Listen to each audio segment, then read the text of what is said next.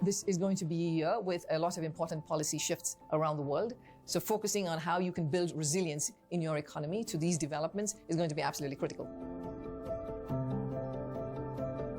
There are clear systemic distortions which stand in the way of progress, and we as the global health community have to collaborate a lot better to make sure that we speak with one voice, and we are very deliberate in addressing those systemic distortions.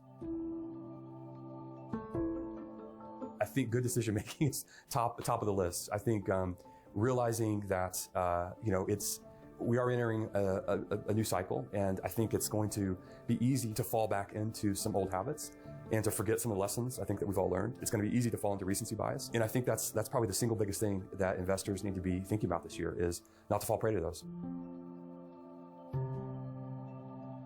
Human well-being, life, safety, freedom, happiness, knowledge. It's what we all claim for ourselves. It's what, and unless we think that each one of us is special, why should we deny to others what we claim for ourselves? It's also what is just a prerequisite to everything else, to having this conversation. We're alive, we're well enough fed and well enough educated and healthy enough to be thinking these thoughts, as opposed to worrying about our next meal or our very existence.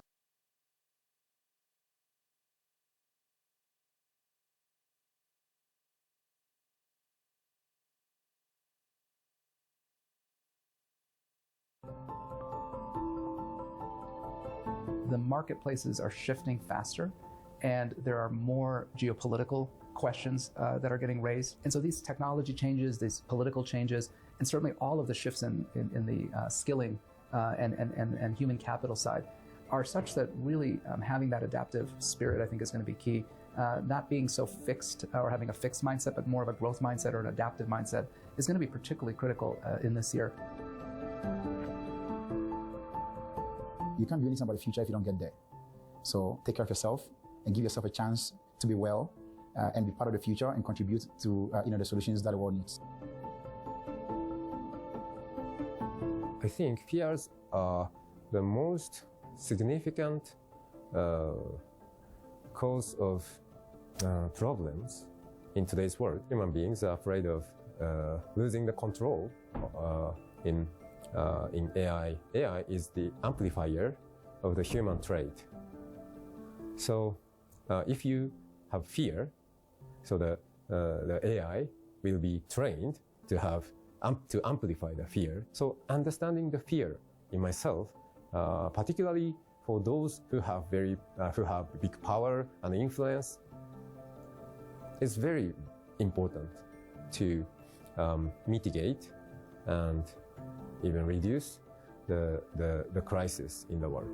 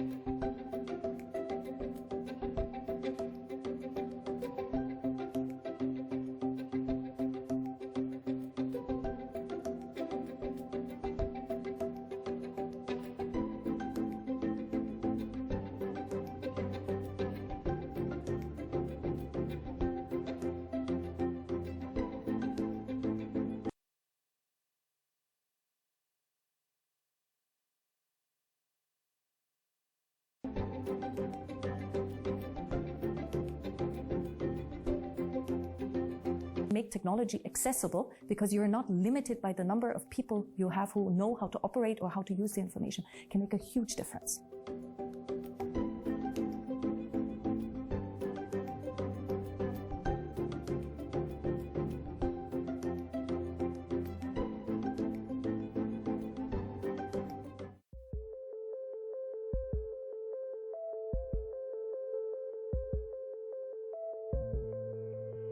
They've been massively overlooked. They're responsible for half of global warming so far, and nobody's really paying any attention.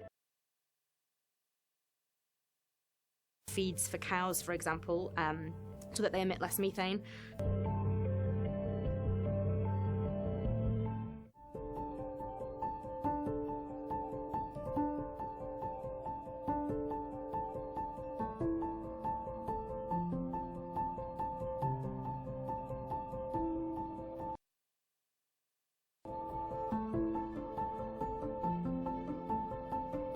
So we have deaths, we have new infections, but we also have some good news. And the good news is that we have a new and powerful tool that can prevent, that can help us to end new infections so that we focus on the 40 million who need to be on treatment.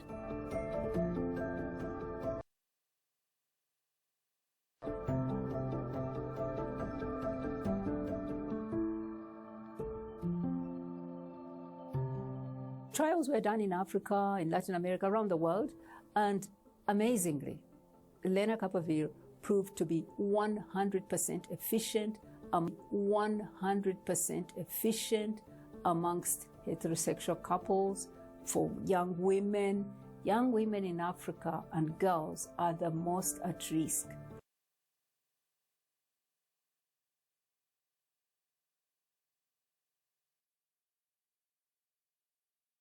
.9% effective. That's the latest result from tests on the anti-HIV drug Lenacapivir. It works by stopping the spread of the virus that can cause AIDS. And a new trial included cisgender men, transgender women, and non-binary people who have sex with men. That means 2 large-scale trials have shown the drug provides almost complete protection against infection with the virus. Around 40 million people are infected with HIV worldwide, and Lenacapivir will give a huge boost to prevention efforts. But getting it to the people who need it most could prove tricky. Lenacapavir is actually so highly effective. It's in a different category of preventive medicines. Condoms are there, oral PrEP is there, they are also effective, but Lenacapavir is so super effective. It is so super effective. Infections amongst adolescents, 6 new infections are of girls.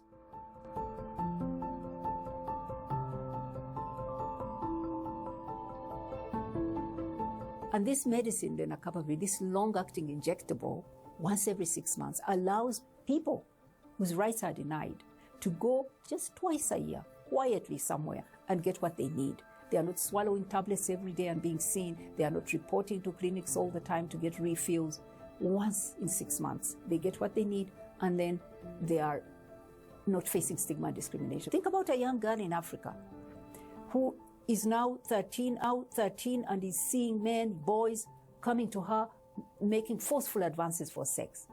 She will not be swallowing tablets every day just in case she's raped. No. But if she knows she's at risk and there's an injection every 6 months, she may go and get it.